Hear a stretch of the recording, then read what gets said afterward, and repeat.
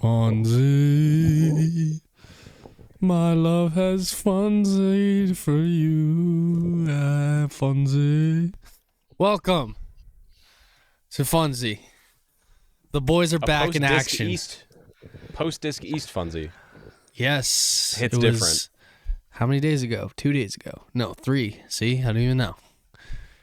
Are you still up in the clouds? Have you come down yet? Where are we at? I assume there's going to be a lot of questions about that on this episode. Yes. Up in the clouds, no. I have a fishing expo that my tackle store is vending at, and my dad owns the fishing expo.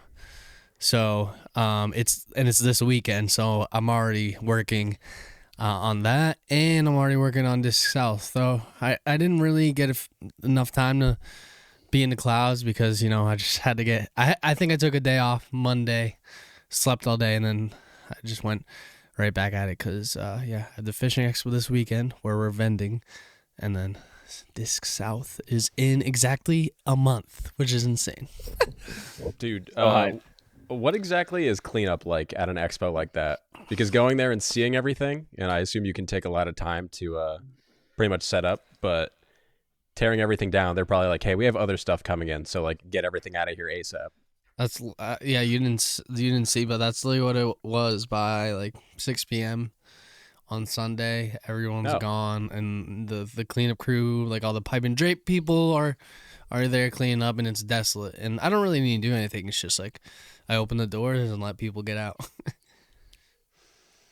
So what are the takeaways this year? I guess that's kind of where I want to start, because this is your third year now doing this.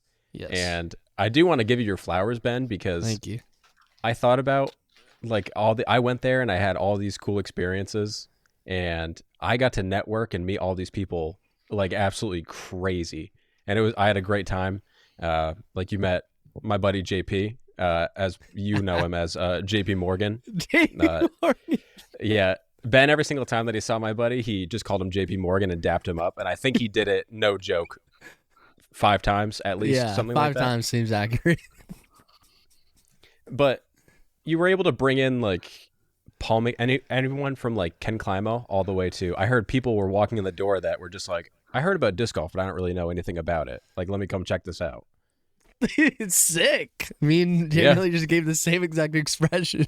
Which is wild. I wouldn't expect that, because typically advertising works, baby. Paid the $15 or whatever. That's crazy. Yeah.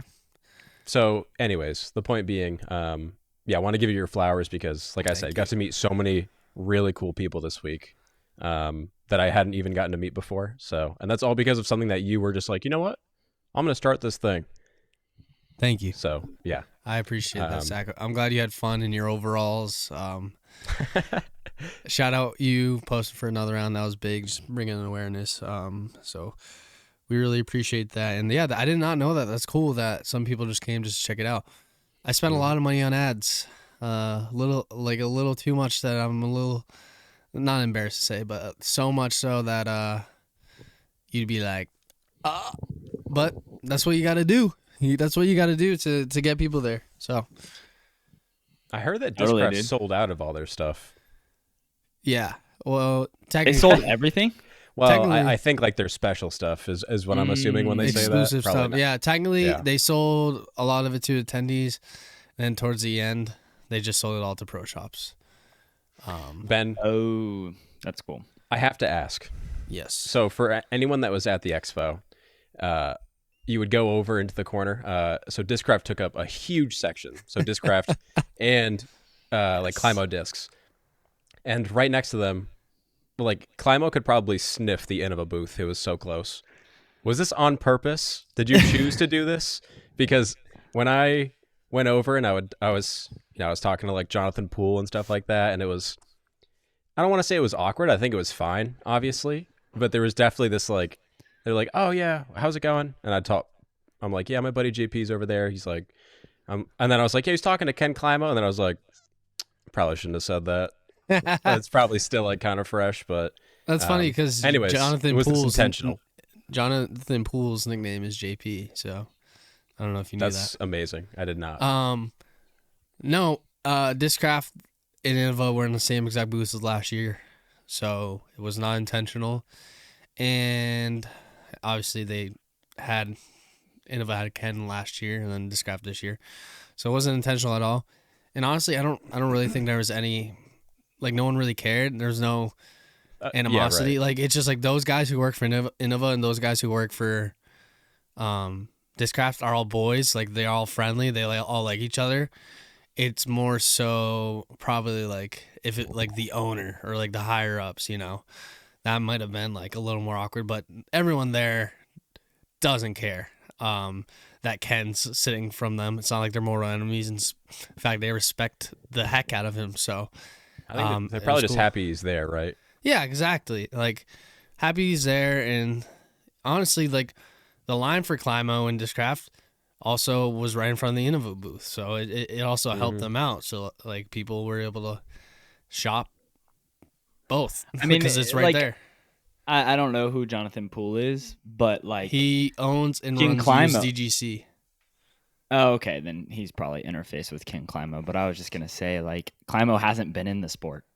Like, Climo wasn't at the expo last year with Innova. Climo wasn't at the expo 2 years ago with Innova. Like, he's not at USDGC barely at all. Like, Climo's interaction with some of maybe the lower level Innova people might have been next to none. So, well, he knows who JP obviously because has run USDGC for sure, since the beginning of time. Sure. But I just meant, like, maybe there's a world where there is no recognition between Innova and King Climo. What I'm saying is we all have our own disc golf companies and we're all friends. Like, if, like, let's say another round signed Josh Graham and like he left Staggered Stance, it wouldn't have been like, what the heck? I don't know. It would just be like good for you, Josh. You know what I'm saying? It's not that type like of, when I start my own expo, it'll just be like, yeah, we're homies, Yeah, exactly. I still have I don't yet. think that's the same, but who knows? I still have yet to meet the Staggered Stance boys, and it's my own fault. They were there all week. They were there, but they were the only people that I did not get to talk to. Yeah, again, being my own fault. Yeah, no worries. Yeah. So, anyways, takeaways. Let's come back to that. Yeah. Sorry. Well, that's for you. Oh, okay. I thought you were gonna keep going. You're the expo guy, dude. What am I? Wait. So takeaways, like good things. You're saying like good things things you learned, things you're gonna change for next year. Oh, takeaways. The evolution from year 1 to year 3, year 2 to year 3. Like what? Constant climb, baby. What are you thinking? How did you go? Takeaways. VIP tickets were very well received and very well worth it, according to a lot of the people on the internet, which was my biggest goal. I wanted to get them in so fast and to get them the coolest, most exclusive disc, which was a Prism Proton. Let me get it real quick.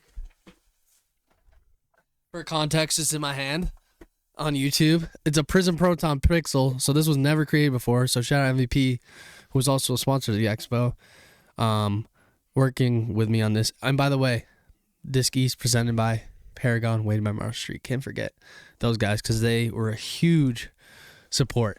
So I that was my biggest thing, and the fact that it was so well received and that everyone was happy to get the VIP, and I got them in super fast. That was like my biggest hurdle barrier, like that I wanted to make sure crushed, and super happy we did it. Takeaways: we had a lot of staff this year. That was huge. I could list them. Shout out Jimmy, Dustin, Ruminos, Fred, Liv, Laney, Danny, Jeremy, my dad, my mom, Allison, George, Agent Red 40, the squad, Agent Goob, Dustin. I already said Dustin. Mike Schwartz. Okay, I think that's everything. Boom. So that was just like, I was so stressed last expo because I was running. Oh, and MDE Blaze, he was our social media guy, which was in filming guy, which was huge. Felt like I was running like a chicken with my head cut off. This expo, everything was handled. I would go and like check on things like, what we got to do this, and they're like, we already did it. I'm like, oh my goodness, this is awesome. So that was awesome. I don't know. another just grateful all around. Very, it's really cool. Like I kind of said in a Reddit post responding to MVP Eric's recap, like basically this expo was 99% me working for 6 months on my computer, just talking to people, things that no one ever sees. So the fact that these 2 days, so let's just say, I don't know, it's like 15, 16 hours of worth of expo actual hours compared to like 6 months of work. Like I can sometimes forget just like how kind of impactful the expo can be, and every year everyone gives me a love and appreciates me, and it makes it all the more worth it to be like, yep, this is why I do it. This is why I have created this and why I work so hard on it, because of this. Like, it's a long light at the end of the tunnel, but that light is so worth it every single year. So yeah, I'm just very grateful for everyone that came and supported, and I got Ken Climo at the expo, got to meet Ken Climo. Like, it's just weird how life works like that, where if you just put yourself in the room, things start happening. So that's about it. Heck yeah, dude. How was your experience meeting Sir Ken Climo? He's He's an intimidating dude, just because of he has this entire legacy. How to talk to Ken Climo. Oh yeah, you I'm glad that you enjoyed that. I loved it. For listeners, another round, I did a clip of Kiara was very helpful this past weekend, and she did a lot of video stuff for me. And I was like, okay, I have an idea. So we stand right in front of the Ken Climo booth, and she kind of like pans up and is recording him, and then pans down at me, Googling how to talk to Ken Climo. Oh, that's hilarious. And I'm glad that people enjoyed it. I saw one dude commented being like, yeah, and? I'm like, the joke's not for you then. Yeah, no. It's just funny because, he's literally elusive in the sense as, like, he's a legend. He, like, the literal name of what legends are, like, stories and stuff. He's literally a legend in that sense. But no, it was cool. We already interviewed him before Second Stance. He knew who I was. It was got to talk to him a few times, take a few pictures, and it was chill. Like, he's just like a normal human being, just bullying and enjoying his time, signing autographs. So it was awesome, and I got to talk to everyone, like Paul, AB. I met AB at Pablo's birthday party, like young Paul Macbeth, his son, this past summer at UCGC, and he remembered me. So it was cool to catch up with him and be like, yeah, man, like, thanks for coming. And he was super hyped about that. Wow, Pablo can already talk that well? Yeah, exactly. So Pablo was actually, it was awesome to see that kid. No, AB, it was cool to see him and talk to Paul, and I don't know, it was just very cool. And Gannon and Andrew Fish and the guys from Gatekeeper and Casey White. It's just so hard to explain. It was just so cool to just jive with everyone, because that's what the expo is for. That when they step into the expo, those guys aren't pros. They're just there for the same purpose as everyone else, to be at the expo. They're playing the mini course with attendees. They're singing karaoke with attendees. They're hanging out, talking. That's what the coolest part of the show was. That these guys were just, Paul and AB were at the end of the night when the show's over. They were chucking like a stress ball pineapple over what is it? Just around, like playing pass, and with other vendors, like people from Meadowbrook and the guys from DFX and stuff like that, where it's just like the disc golf like fame and things. It just didn't exist in the expo, because we all knew who you were. We all knew why you were there. Now it's just about hanging out, having fun, and just being friends with everyone. I think that was definitely the coolest part of everything. It's just the pros just being so accessible and being so normal and just literally hanging out with everyone. Heck yeah, what was like a major win for you this expo? Like, was there anything you set out to do that was different than the other expos? Like, I guess VIP tickets. VIP was the biggest one. Outside of that, yeah. VIP was the biggest one. Everything else, Major win, just the vendors, super cool, super chill. Everyone was super happy. The biggest problems that I had was with the hotel. Like that's how like chill everyone was because everyone was just so happy, and that's my biggest thing. I want to make sure anyone who vends is happy and is doing well, and if they need anything. And I don't think I had a single complaint, like verbal complaint.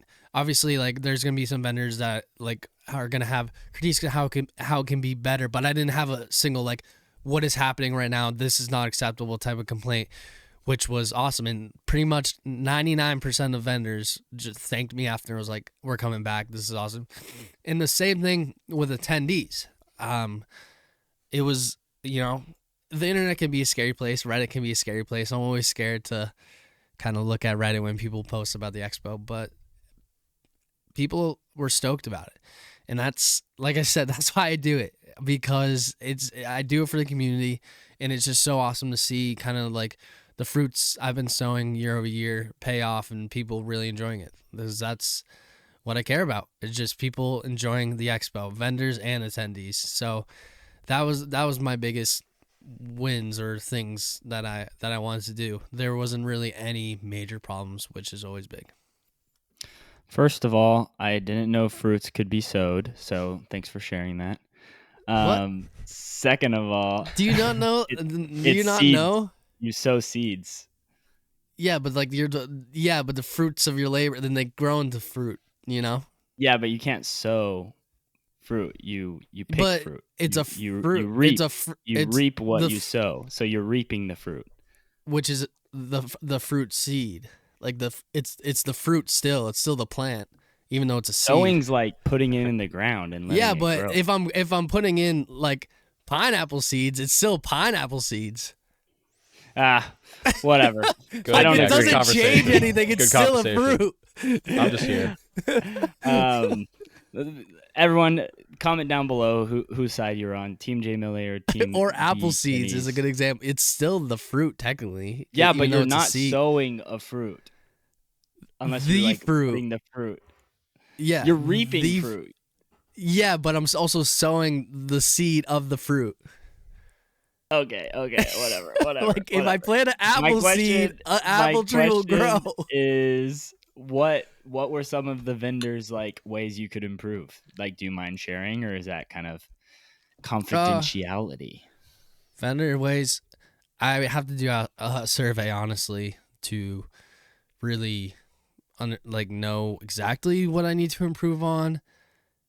That's what I'm saying. I didn't get any complaints. That's what I'm saying. Like, I thought you mentioned that the only complaints were vendors saying something you could improve upon, just nothing. Oh no, I'm saying as of right now, there wasn't anything. But I'm saying when I sent out a form, I'm sure there's gonna be a couple critiques. Like, one of them was our food was slow, but that's nothing I can do.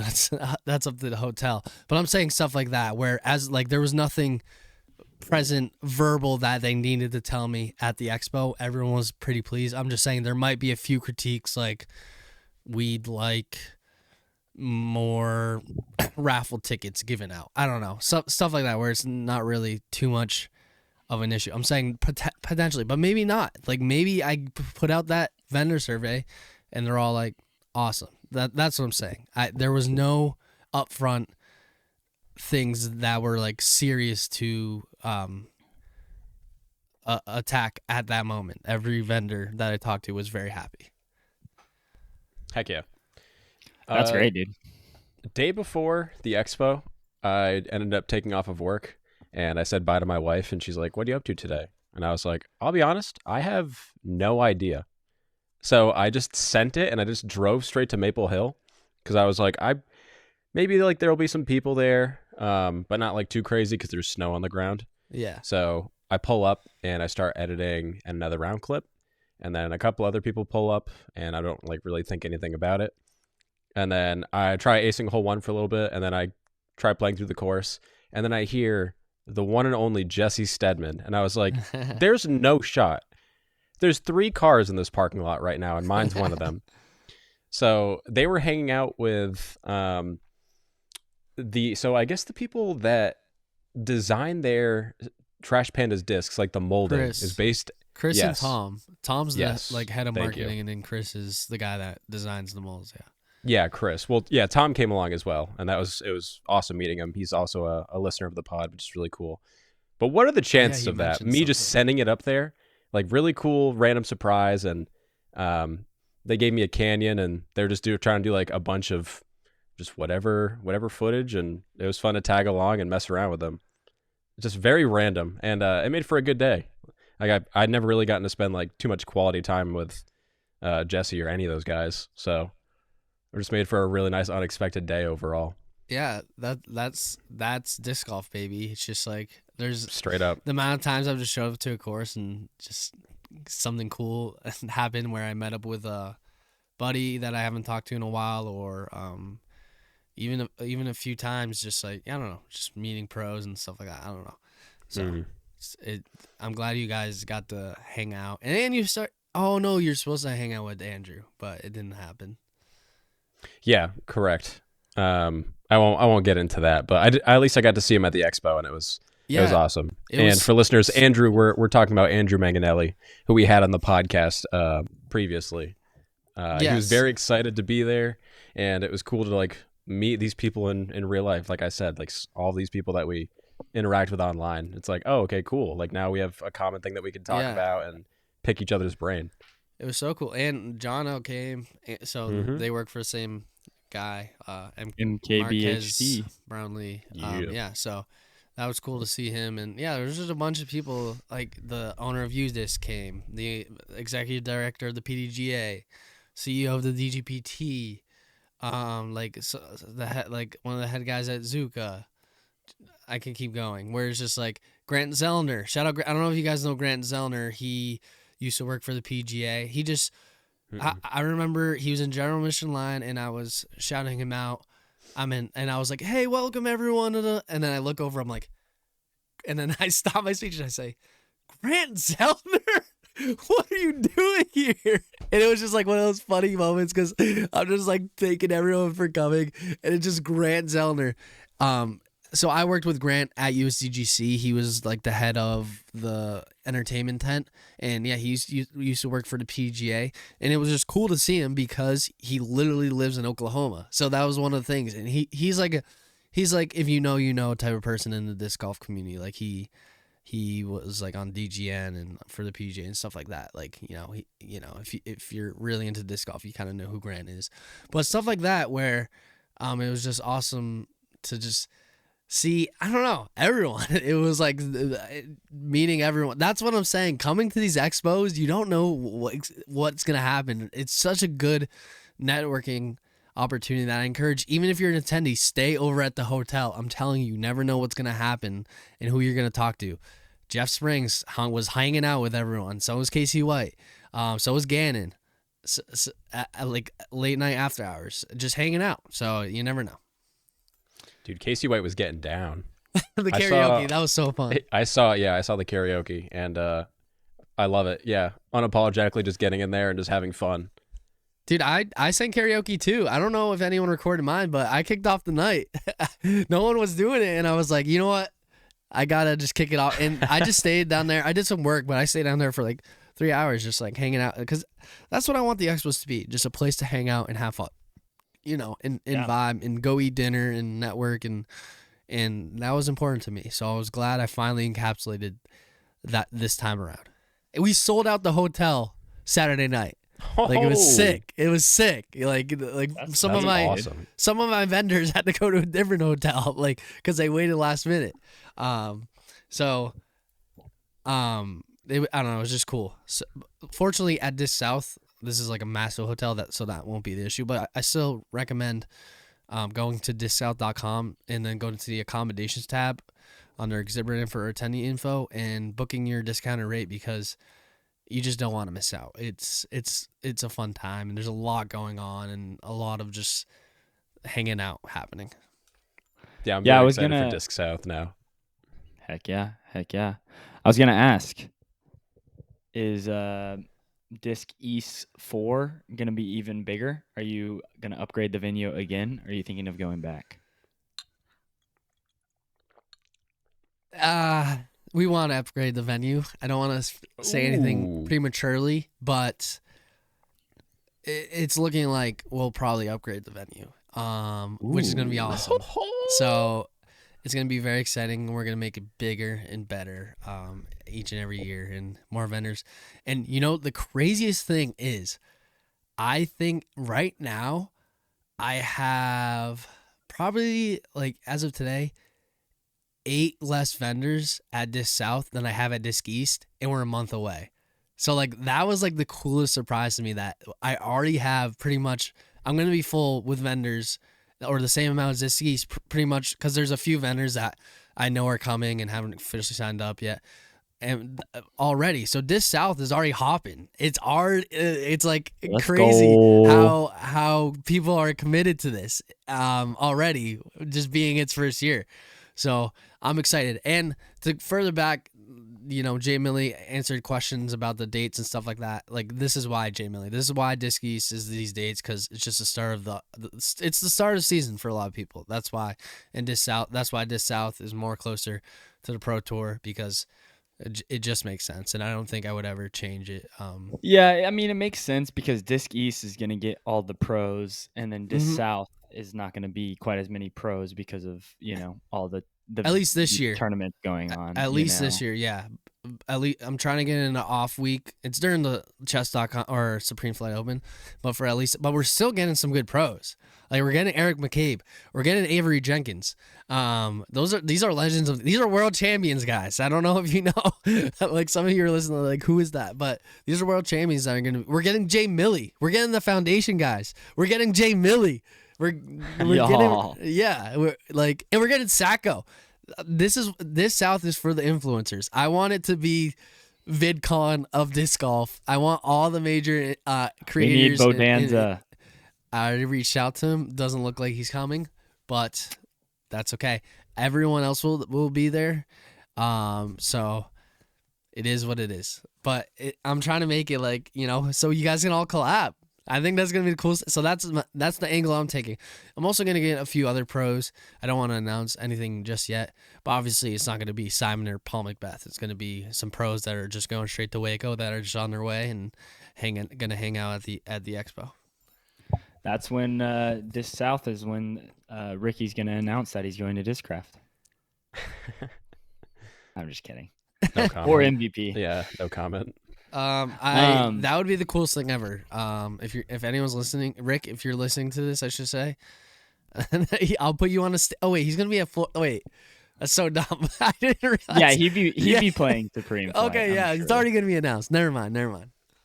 Well, I was thinking. I mean, it's like a month away. There's no way he lets the news go for an entire month. It's gonna be like next week, if I were to guess. Yeah. Oh, for sure. Because he already announced it. Sajko, going back a second from when my mic busted, when you started telling that story, I was like, oh, he for sure ran into Jesse and Tom and Chris, because I knew they were going out to test the Proto Canyon. Mm-hmm. Did you get to throw it a few times? Did you play with them, or did you just run into them for a little bit? No, I hung out with them for the entire day. So I played the rest of that round, and then they were like, they were thinking about going to Meadowbrook, and so we did go to Meadowbrook after. In between, he's like, yo, I suggested a lunch spot. We went out to New Kitchen. So for any locals that know that kind of college hipstery sort of coffee shop type of place. Eat your salad, $8 coffees type place. Well, yeah, exactly. When you come to Disc South, if you want to do that again, Jesse will be here on Friday, and we're planning on getting a round in. So feel free. Okay, to so that to go back a few, I didn't mention Jesse because I wasn't 100% sure if he's coming, but there you go. Well, Jesse. I will say he has told me that he's like, more. Here's his exact words. I'm a disc manufacturer, and stuff can hit the fan at any point. So he's planning on coming, but if something goes wrong, it's like 90-10% right now. Yeah. Okay. Cool. Yeah, I think because at first 80%. it was like, yeah, he was like, I booked my flights, but I'm not sure. But yeah, so Jesse's coming. As of right now, I'll just say that, so you can expect Crash Panda. And Disc South is coming together nicely. So if you're in Texas, come on down, discsouth.com, get some tickets. It's gonna be an exciting time. Yes, sir. Yes, sir, dude. I had mentioned it to you guys a little bit, but going over to the Prodigy booth, just talking to Will. Will knows. He doesn't know the podcast, but he knows who all three of us are. Oh, sweet. And, which is kind of cool. Like stepping up, and he's like, yeah, just saying these things, and like you never know who's listening, I guess is what the point is. And like we've talked about Broad doing all the Prodigy stuff. Dude, did you see that Bodanza got a whole big box from Prodigy as well to start filming some content? I did not, but I'm hyped about that. Yeah. He posted on his Banana Froth channel about it, and so now he's cool. gonna. Banana Froth is so funny. I think they're really seeing the value in creators right now. So it might be worth, if we are trying to do anything on the podcast, Prodigy, if for whatever reason you're listening right now. We've tossed around a couple ideas of cool things that we could do on the pod that might be hopefully interesting to listeners. But I mean, we can discuss that here or off air or something like that. But our DMs are open. If you're listening, please follow me back on Instagram. I like too. what direction you're trying to take the company in. We have a lot of ideas for Prodigy on ways that we think you could revamp the brand. We like the direction so far, but we think there's some other things you can do. And you don't have to take our advice at all because we're just silly little guys. No, Yeah, Will's one for the people, which is bro. a sick play. Oh, yeah, what a great signing. Gavin Rathbun is such a great person to pick up. I wouldn't be surprised. He's my dark horse this year. He takes one down. Ooh. I could see that. I think like the team that they have go, or at least like the signings that they have, they all make sense, and I think they're cool signings. Yeah. They're all like mid-level pros where they have a high ceiling, but so like they'll be mentioned a few times, like a handful of times throughout the year, and I think they'll get a lot out of people like you'll see Jake Hebenheimer all the time on like skins. Oh yeah, that was a great whatnot. pickup. Yeah. Yeah, I would have liked to see them pick up Evan Scott, who signed to DD. I think that would have been a really good one to pick up. Oh, Evan Smith.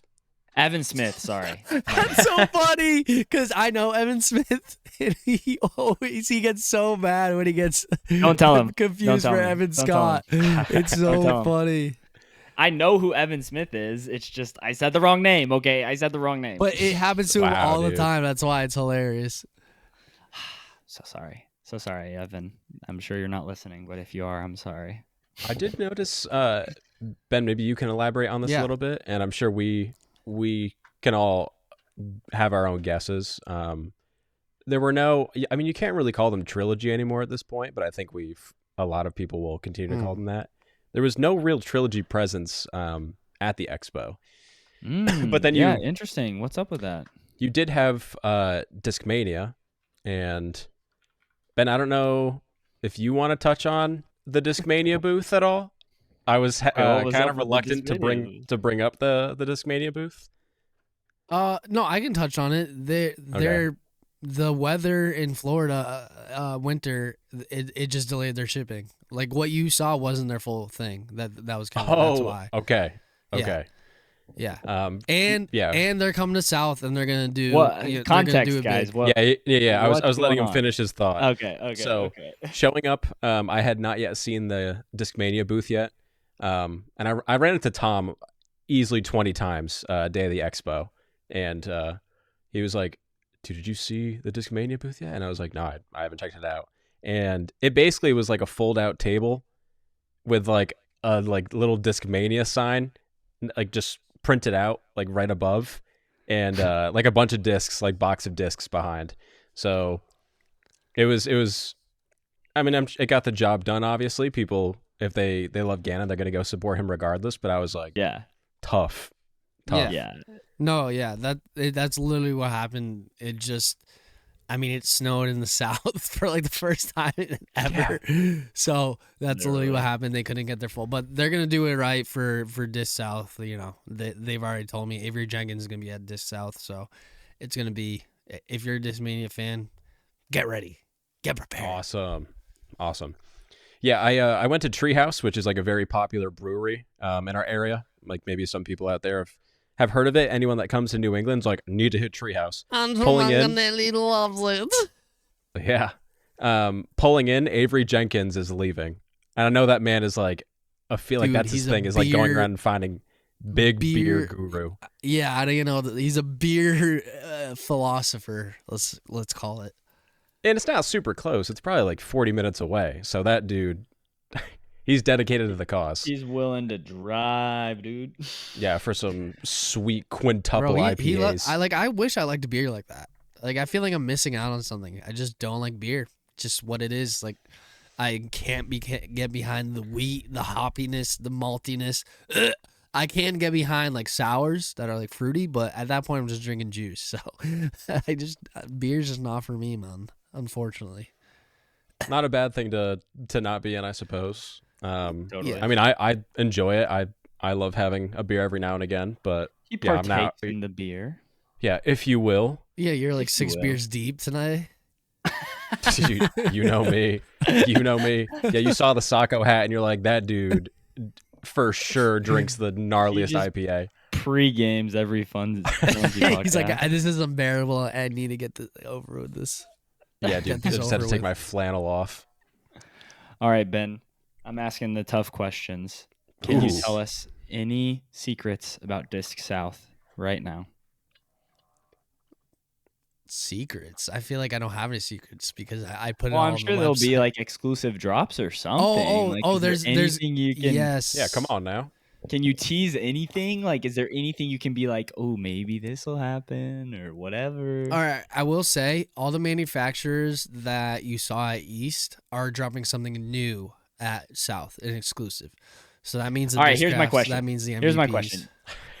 Maybe so you're not giving anything away. Maybe you can just make a face. Will there be any new molds at Disc South? Here's the thing. I don't know. That's like I'm genuinely. Oh wait, I do know one. There will be one new mold that I know of. There will be one new mold from a company, but that's what I'm saying. I don't know what these companies like. MVP has not told me what they're dropping until I show up Saturday at the expo and look inside their booth. That's just how they do it. Discraft, I So don't you know. didn't know about the balance stuff? Nope, I literally didn't know.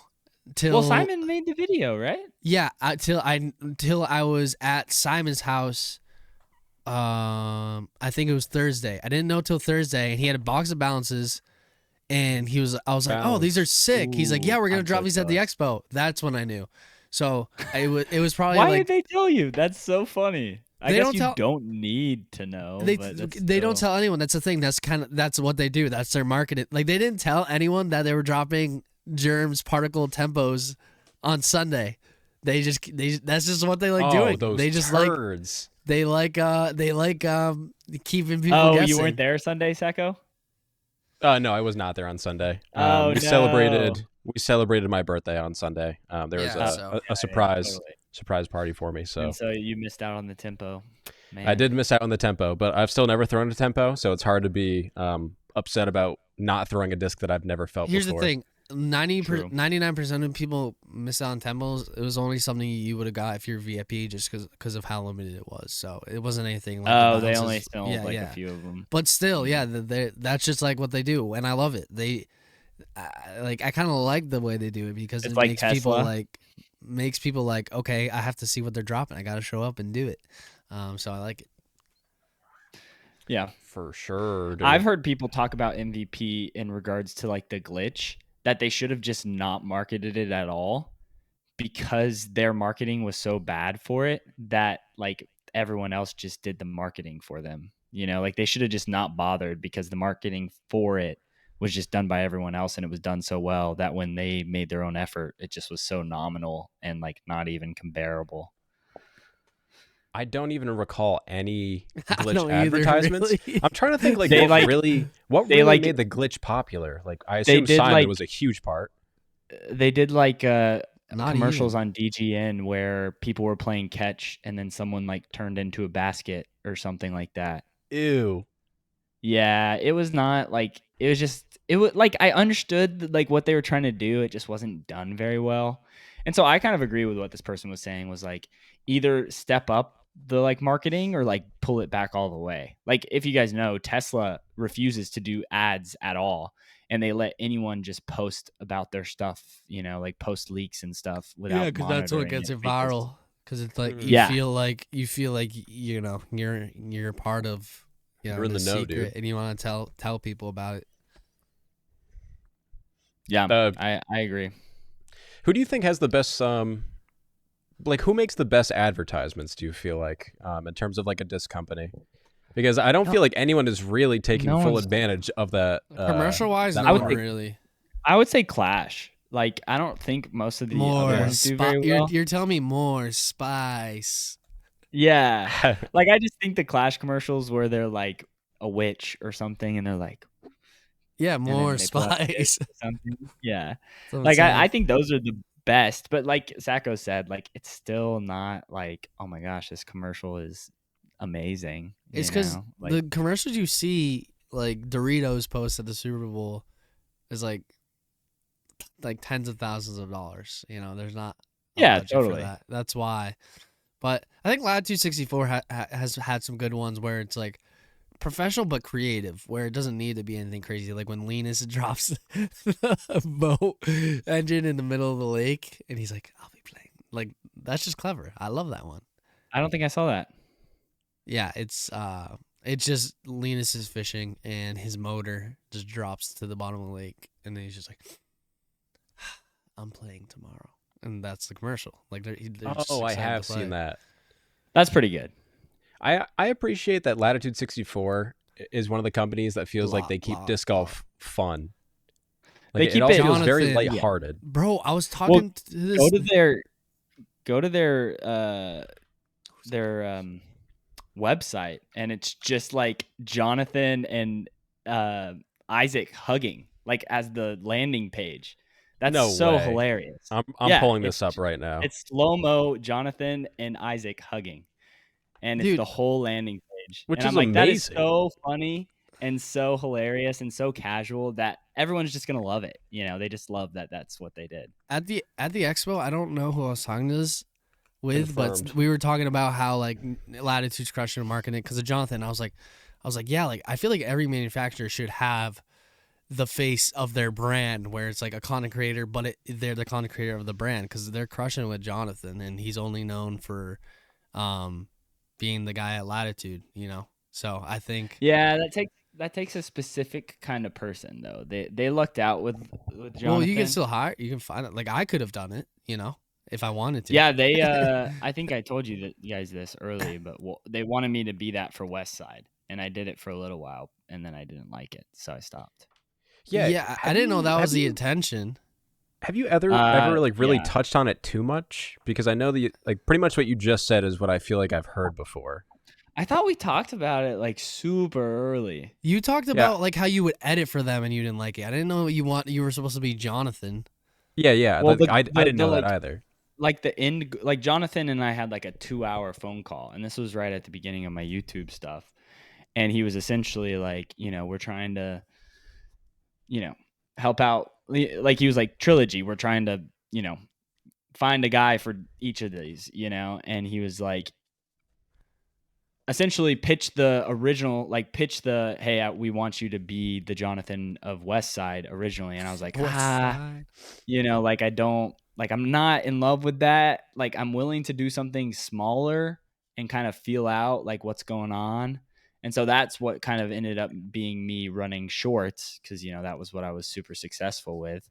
And so I did that for a while. And then like everything else happened. And it was just like, yeah, this is not a thing for sure.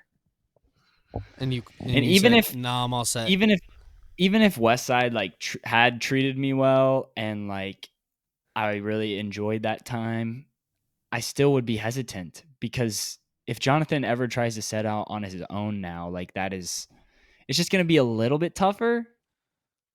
But at the same time, I guess he would have the fans already. So I guess if he left, they would just follow him probably more than Latitude. Well, yeah, so, look at I don't know. Look at Trevor Staub. I know he hasn't left Foundation, but like he got a super successful YouTube channel just because of his falling at foundation. I just don't see Jonathan doing that in general. I think he just likes latitude. I don't think he wants to be his own star. Yeah, I he just likes agree. to support and likes But working for them.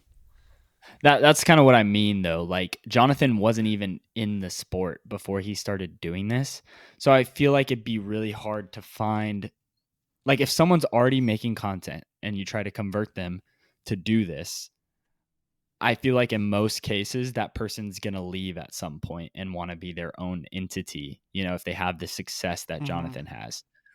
The reason Jonathan was successful is because he wasn't already in the sport, already making content. He literally I think he knew how to make content and be a media person and had no clue about disc golf, and then kind of fell in love with it as it happened.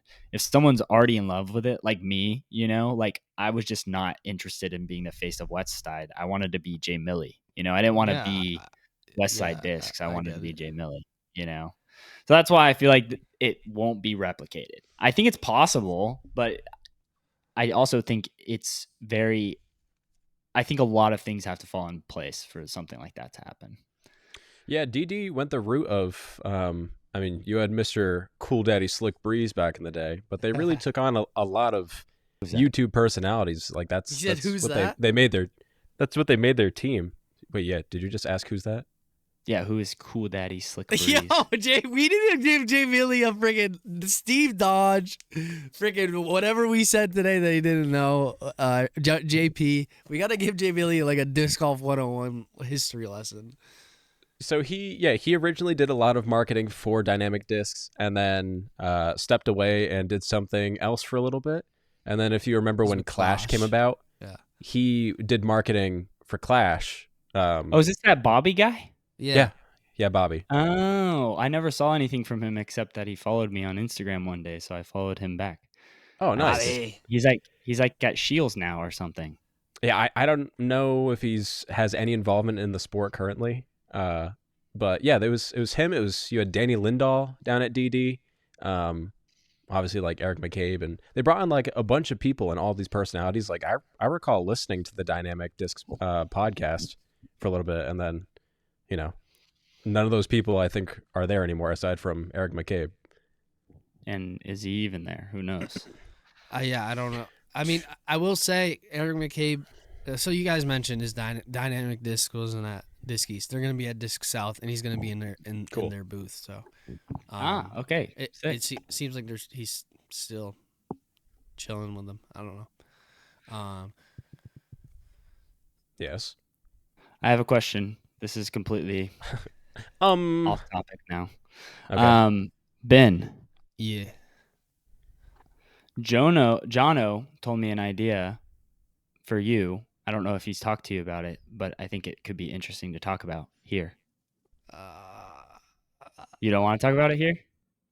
Not really. Let's do it. Okay, we don't have to. We don't have to. Not really. It's because it's something in the background works. So you think it's gonna happen? We'll see. That's why we can't talk about it here. I talked to him about it before he talked to you about it, and I was like, that is an insane idea, and I really want that to happen. Yeah. So we don't have to talk about it. We gotta it's keep definitely it wraps. behind the scenes stuff. I almost just brought it up without asking, so I'm glad I didn't. Thanks for asking. Because that's I've had a few calls today about stuff. So. Okay, sick, dude. I understand why you want to keep it under wraps, but at the same time, yeah, I understand. Let's talk about this die. Shout out Grim Dies Co. for dying this. I think his name's not me. I think it was like Grim Ico or something for dying this die of me on Beast Games. So sick. Yeah, what? See, that's fresh.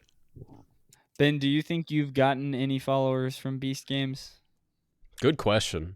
Yeah, people that competed in it, but not any fans. I mean, I had one thing like this, but that's the thing. I did Beast Games and I had my time in Beast Games, and I never did anything to try and get followers from it. I think the only way you would have gotten like a fan base or a community is if you were in a plot line. Like you were just but the not side even, character. bro. Like if you made it to one of these episodes that's starting to air now, and they like showed exactly. you, and But like, this is Ben's like top 20, competing bro. for- You know what I'm saying? Yeah, but like that's what I'm saying. Like I think you would, but being contestant 780 with less than 2 seconds of screen time, like I don't They're like, think I need to there's many find him. people. Honestly, I don't think there's gonna be I people that are like, actually- oh, I want to follow this guy. You know, I be a true actually had fan. a dilemma of whether I should post the Q&A in the vlog, because I was like, I don't want people from Beast Games subscribing to me and expecting, like, I don't want to like taint that odd. Like, I don't know how YouTube really works, but I was like, if like something got like a ton of views and got a ton of subscribers from Beast Games, I was like kind of scared. I was like, I don't want these people to be like ghost subscribers and then just be like, oh, what the frick is this disc golf? So, and then there's the other side to it where it's like I could expose people to disc golf, but I had a dilemma. Luckily, I still posted the Q&A, and I'll probably post the vlog at one point, but it didn't get like any, like, it was just more for like people around me, so it got like a few views. But that's the thing, like I never did anything to try and capitalize on that, because I knew the expo was coming, and I just really care about disc golf. I don't care about being famous because of a reality show. I care more about just focus on my expos and growing my brand through that. That's my niche, and that's where I gotta stay. Niche. Nietzsche. Niche. Ben, can we talk about how you mentioned on Staggered Stance that you think that you lose over 100 discs every year? Yes, we can. I mean, that's an egregious number, but I understand. I feel like I understand where it comes from, because you play a lot of Buffinville Dam, Yep. which is a course that has a ton of water, and I assume most people know Maple Hill, which has also plenty of water holes. Yeah, we can talk about it. Yeah, I've always been I can throw far. In case you guys, if you don't believe me, go to what Innova or what we posted in the Innova booth. See my Tectus stats. According to Tectus, over 500 feet, but I can throw far, and that's because I've just practiced a ton, and that's because every time I'm playing a practice round, and I'm not saying this is the formula, guys. I actually need to stop thinking about my form and start learning how to play golf, because I can throw far, but I'm still 928 rated. Like, it's not good, but every single time I'm at, for the past few years, I've been playing, it's like if I'm alone, I'll throw like 15 shots off each tee, just working on form. Trying to hit the gap, working on form. I'm not saying this is accurate and what you should do. I'm just saying this is what I did, and it got me to throw far and it got me decent form. But the downside is, yeah, you just naturally lose at least 3 discs per round from just throwing a lot. No, but there's been times where I haven't lost any, but I'm just saying, like, if it's a round where I'm working on my form and it feels bad, and trust me, I know the pros are gonna tell me throw into a net. I know. I'm just too obsessed up here with trying to get better and better in that aspect that, like, you know, even if I'm on the course, I just can't shut my brain off of it. But yeah, that's why I'm throwing a lot of shots, and there's always going to be a few that I just forget to pick up. There's going to be a few in the water, and I play disc golf so much, like a lot. And that's another thing. I play it a lot.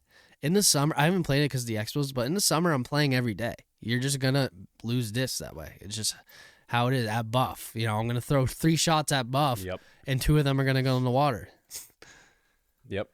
Yeah, first of all, if I had to guess, I'd probably lose like 10 every year. And second, because Gannon is there, I would imagine you're picking his brain just relentlessly about like form and like tips and whatnot.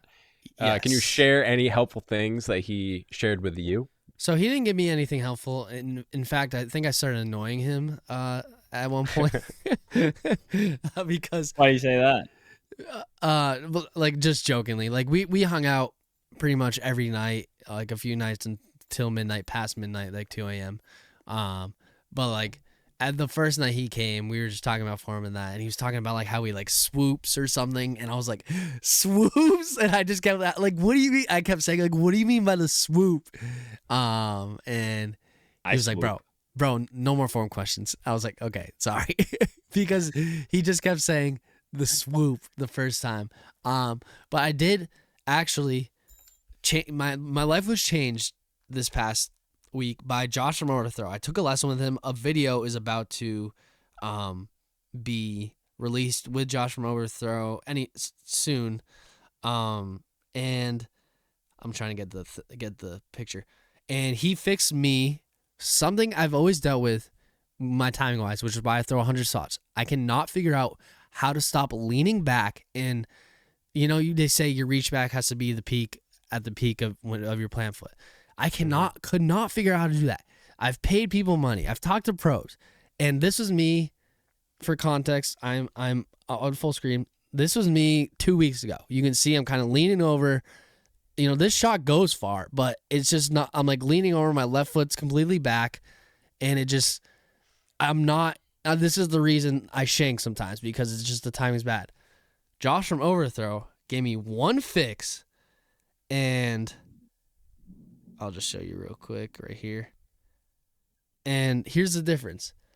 I'm like, oh, come on, it's gotta focus. Here's like, Sweet, I'm planting fully on my reach back. My left foot isn't back 90 degrees like it was in the other thing, and I'm just much more balanced and controlled. And I could not figure out how to get to this point ever. But it changed my life. Apparently, when I used to throw, I would always be running up and I would pause. I would pause the disc and hold it so my legs would keep going, and then my body would kind of stay still. So then as my legs are going, I'm like, and then reach out, which caused me to lean back. He just told me to just keep looking at my target, keep running forward like I'm James Conrad. Don't think about James Conrad's form. But a video is going to come out on Overthrow's channel, explain it a little better. But he instantly saw what I was doing wrong, that I was just holding the disc, and then, which caused me to start leaning back. And he just told me to just look at the target and just go. So as soon as I did that, it fixed my timing issues I've had forever, and it felt so good.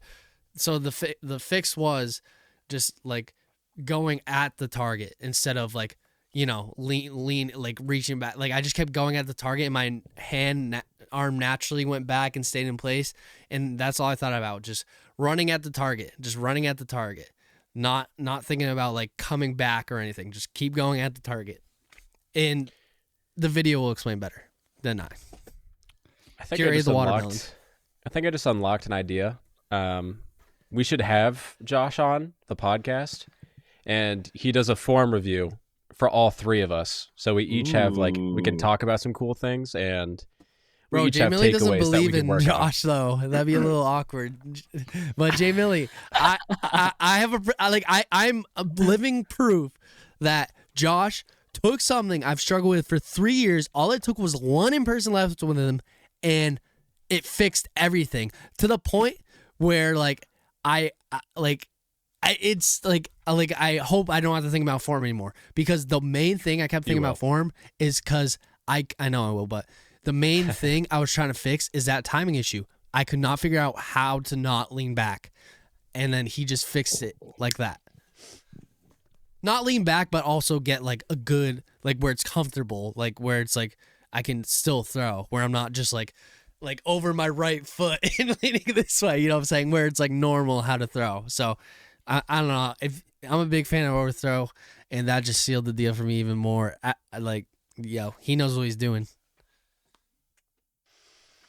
Yeah, Josh, if you're listening, maybe a fun thing to do. I am listening. Oh, yo, actually, talk about Josh from Overthrow. Yeah. All right, fun thing to do. All right, well, sorry. Yes, Josh, please come. But that reminded me, I was talking to Jono on the phone. Obviously, you just said that, but he was something he kept mentioning Josh, and then I had to stop him. I was like, "Who's Josh?" And he was like Jay Millie. I was like, oh, I've never called him Josh in my life. He was talking about you, but he kept mentioning Josh, and I had to pause. I was like, wait a second. Who is Josh? So I thought that was Dude, funny. that's so funny. That's literally so funny. I didn't call you know that Jay you Millie. only called me Jay Millie. That's so funny. I don't. When have I ever called you Josh? I really don't know. I don't know. I guess I never thought about it. It definitely has become really natural for me. Yeah. But I think I've told you guys this. Like when I was making my disc golf channel, I was just like, Josh Miller disc golf. Like there's a million Josh Millers. You're like, that's the And- whitest disc golf Josh name I've Miller- ever Yeah. heard. Went to my high school, so that's I graduated. I graduated with another Josh Miller. They were literally on stage and they were like, Josh Miller, Josh Miller. That's like funny. like we both walked out. Josh Miller. And so I was like, okay, like I don't want to make it just Josh Miller. And back in like 7th grade, I used to call myself Jay Millie as a joke. Like, oh, I'm the rapper Jay Millie. Jay Ayo, Millie. let's go. And I was like, oh, that's kind of unique. Like Jay Millie disc golf. And I was like, this is kind of cringe. Like, I don't really like this that much. Like, whatever. Like, I don't want to call myself Josh Miller disc golf. I'm going to call myself Jay Millie disc golf. And so I did it. And I really, I've said this. I had no expectations of getting anyone to watch my videos. And then, like, my first video blew up. And I'm like, well, I guess I'm Jay Millie now. And like, it didn't take me long to be, like, happy with it. Like, I love being Jay Millie. Yeah. Or like having the nickname Jay Millie. But for the longest time, it was like cringe, or not the longest time. For a little while, it was cringe, and I like didn't think it made any sense. But now it's like I'm Jay Millie, like I don't see it any other way, Dude, I feel like anything is cringe until it exists long enough, and then everyone's like, oh yeah, no, like now it's cool. Like starting anything, like For sure. I'm sure there were people in your life that like heard that you were doing YouTube videos or making content, disc golf and they're like, YouTube videos. Yeah, that's what I mean. And they're like, what the frick? But now, like, Well- maybe you go someplace and they're like, oh, Jay Millie, like I like your video, and they're probably like, what? Yo, this is real. Like, what the heck, dude? You just got recognized. For sure. I mean, I feel like it kind of gets summed up in the fact of like, say I was still at 100 subscribers or 70 subscribers, and I was like, hey guys, it's Jay Millie here again. Like, I'm sure people would be like, oh, delete Jay Millie. I feel like the reason it got validated is because I have 90,000 subscribers now, and people are like, oh, this is legit. That's just Jay Millie. That's what like I'm I for sure have friends, like my close friends, for a little while early on, I'm sure thought it was cringe. And I could kind of see like the click in their head would happen when we'd be like at a tournament or something. And I'd have like 5 or 10 people come up to me and be like, oh my gosh, Jay Millie. And then after they would be like, what, dude, you're like a celebrity here or something. And I'd be like, yeah, I guess they've seen my videos. And like, it was always in that moment where they're like, oh, okay. Like, Yeah. Jay Millie, like that's just how it is now. Yeah. I mean, at the expo, like, got interviewed by the Disc Golf World, and my buddy JP was there, who is like very much on the periphery, and he was like, "Bro, you just got interviewed." like to him, it was insane. JP Morgan. Yeah, for sure. JP Morgan, shout out. If someone told me the other day that dudes with thigh tattoos had a DG YouTube channel and that it was actually sort of funny, I would have asked them to be more disciplined with their free time. And I feel like I would have been wrong for saying that. That's Broderick better. Dang it! I was trying to pull one. I was like, dude, this perfectly aligns with what you guys are saying. No, it's Broderick Header. Oh. We're too deep in the lore, man. Yeah, That's the know kind of you lore guys I are. know. Yeah, for real. I don't a lore know you all this other lore. I know the YouTube lore, kind of. I guess Slick. You are a Slick Bob, YouTuber. Slick Easy Boy was on YouTube, but I See, didn't all right, watch Easy him. boy, yo, that's my new YouTube Do name. you, at least, please tell me, do you know who Danny Lindahl was? I know who Danny Lynn. Oh, Okay, okay. cool. With that, All you right. get a pass. Okay. At least, okay, good. Yeah. One last thing before we move on, though. My YouTube or my Instagram handle used to be _it's Josh. And that is from like 6th grade. And like I just had it as that forever.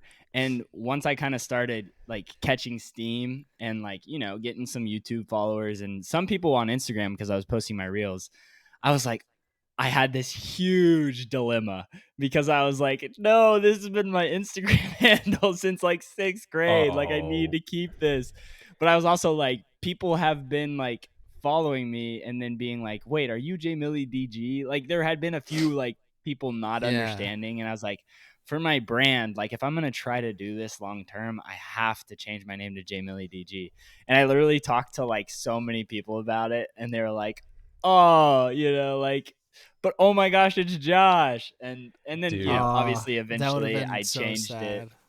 Dude, I you changed unlocked a it. memory for like so as we know, my last name is Sakowitz. So my gamer tag on Xbox was Daddy Fat Sack. And when I first started an Instagram, that's what the name was as well. And then when I started doing like disc golf content, I was like, yeah, I should probably change that, right? Yeah, we're gonna change that. Yeah. What's crazy is if you really that's want to so go funny. deep and play on words, your name is literally Nate Sack, and I'll just leave it at there. Oh, dude, I've dealt with that my entire life. Like, what am I gonna do? Just straight up be like, don't talk about it. Don't look at me. Like, no, just it just is what it is. Nate Sack. Sajko, am I correct in saying that like you didn't go by Sajko until Ben coined it, and that's kind of your thing now, right? Yeah. So like you talking about the J Millie stuff, it's like what I've shared here before. I'm like, bro, that is. Are you kidding me? Like my coworkers listen to the podcast and they're like, Sajko. They're like, that's the cringiest thing I've ever heard. Well, now that's what do they call you, bro? Lean into it now, right? Yeah, like I don't think you guys have ever called me Nathan, which is hilarious. No, I think never, Jesse. I would Jesse calls never. you Sajko. Like when you met Jesse, right? Dude, Jesse does, and all the other round boys do. Like everyone. Andrew and Jono, I think, do. I don't even remember. They start to blur together. I know. It Andrew honestly does, feels like sir. I basically noticed if someone calls me Nate, because that was always that one. I don't know, that name always kind of feels like someone that doesn't really know me, but they're trying to like be like, oh, we're boys, and they try to give me a nickname, and it's like you're trying too hard. I just remember super early, like for the listeners, Sajko and I did not know each other at all when we started. Still the podcast. don't. Yeah, I guess we've never met in person. I'm the Simon Cowell of One Direction. I put the boy band together. So true. But we didn't know each other at all. And like a few episodes in, I had no clue what to call him because Ben called him Sajko, and he had adamantly said like, that's not my nickname, or like, he said that like he didn't understand. And so I was like, do I call him Nathan? Do I call him Sajko? And you could probably go back to some episodes and hear me stutter like through determining what I'm gonna call you, like Dude, like a few episodes in, because I literally remember having like a moment where I'm like, Sajko,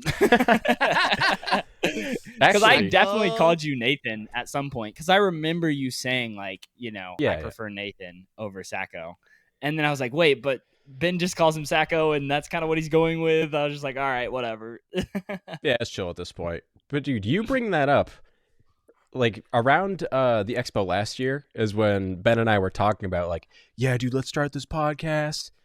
That means that we're slowly coming up on our first year of Funsie. Yes. Yeah. What are we going to do? I mean, we're not going to wait until episode 52 or whatever, like for a year, Dude, but we could do a live podcast at Disc South, by the way, if we're all gonna be what there. if we had like a limited run of Funsie discs or something? That'd be sick. Please. Or Funsie merch. It could be like a Funsie. It could be the Funsie logo with the J Millie logo and the Sajko duck, and then disc South. Disc South. Ben's logo. I don't know what that is. No, well, yeah, you want to know my logo? Let Daddy cook. Actually, I do have a logo. Kiara made it for me. It's never seen the light of day, but frick, I gotta find it. Okay, I'll find it later. All good. I'll good. find it. We should do that. We should have like a super limited run, since we'll all three be at Disc South as well. Like, I wouldn't be surprised if some people that listen to the podcast are there. That could be fun. That would be hype. We are gonna do it. We are gonna do. Oh yeah, you could vend it too, like at your booth or whatever. That'd be cool. Yeah, true. I could have it at the booth. Another round will be there. True. Just wherever, like the the options are endless, is what the point is. But yeah, I think we would be doing a disservice because March is the 1 year anniversary, I believe, Wait, okay. of the podcast. We're doing this. Let's do a yearly disc drop. Because once we're like a few years in, it'll be super exclusive to have like the 1 year disc, like maybe it'll be collectors. We're like the supreme of disc golf. Yeah, dude. Yeah. I feel like that's a bad thing. They just fell off. Like this year we only do 50. We don't sell out, Next year we do thousands and they sell out. And then everyone's like, oh, we need one of the first. We got to do ones. Because the original reason I did Funsie is I was going to make it a clothing merch brand. So then I realized I've way too much, not enough time to do that. And it's way too much effort. Because the amount of effort I put into the expos would I would have to be to put into the clothing brand. So Funsie was built off of like a clothing brand idea for disc golf that I had. So that's what I wanted. We've just never done merch yet, just because I don't know. But let me show you my Kiara, Nathan's wife, designed me a logo. It has not seen the light of day yet. Let me know what you think. I'm officially showing it to everyone firsthand. Ready? And there is context behind it. Boom. Boom. That's amazing. Wait, is it changing colors? No, I think it's just. But here's like the thing: the gradient on the screen. Like this is what I asked Kiara to draw me. So like this isn't like, I'm not like this is literally what I wanted exactly. But here's the thing: if you flip it this way, read the letters. Ben Kenny, BK. Have it your way. Have it your way. What do we think? Should I release this as my logo? I haven't done anything with it yet. But I think there's a lot of potential with that because you could customize that depending on the drop, like add a little hat on it. Or that's what I'm saying. My God, that's kind of what we're doing with the J Millie logo. We're about to do I think it'd be sick. Vote below if you liked my logo and if it should be my official logo, because Ben Kenny does not have a logo officially. All right, well, if we're doing a disc drop for Disc South, we're going to have to get on top of this pretty quickly. Yeah, we're going to have to start that like now. Yeah. I'm in. Should we do like an obscure brand too? Like I feel like that's always cool. Dude, you know what I actually wouldn't mind, and you guys don't have to get behind this. I have two ways we can go. Cool. I think it'd be fun to either do MVP or Prodigy. Okay, explain. I don't know. It's just vibes, bro. It's just vibes. It's kind of just vibes. Like I've recently been throwing some more MVP. The hype train's getting to me. I'm just a hype beast in disc golf, so that's that. But then also Prodigy. It's just like I don't know. Like we kind of were talking about it. It's just like, but I think if we're trying to get into this, like it could be, maybe we reach out and say, hey, Prodigy, what's up? If you can do something cool, and I think it should be just one disc, like one disc, not like like an array, like D1, D2, D3. I thought you were saying we only dropped one disc, and I was just saying, what? I want one. Yo, 10,000. Have it be something that like we throwing that people enjoy throwing. That's what I'm saying. My first tour series was, and my only, was Spoonie Yeet. If anyone if you know, like that's such a but yeah, it was a Yeet and it was with the Spoonie Pockets logo on it. And it was awesome because I got to like get some exposure to hooligan discs, and two, it was just cool to just have like introduce people to a new disc that they've never thrown, and they're buying it just to support me. They don't really, they've probably never thought about throwing Yeet, so I think once they got it in hands, it was cool. So it's out there somewhere. The Spoonie Eats. I don't know where. Sajko, you're a big PA5 guy, right? Yeah, I hyped the PA5 up, and I put something out on my story the other day. Pretty much when I went up to Will Schustrick, he's like, "I know you. You make videos and whatnot." I was like, "Yo, what the frick?"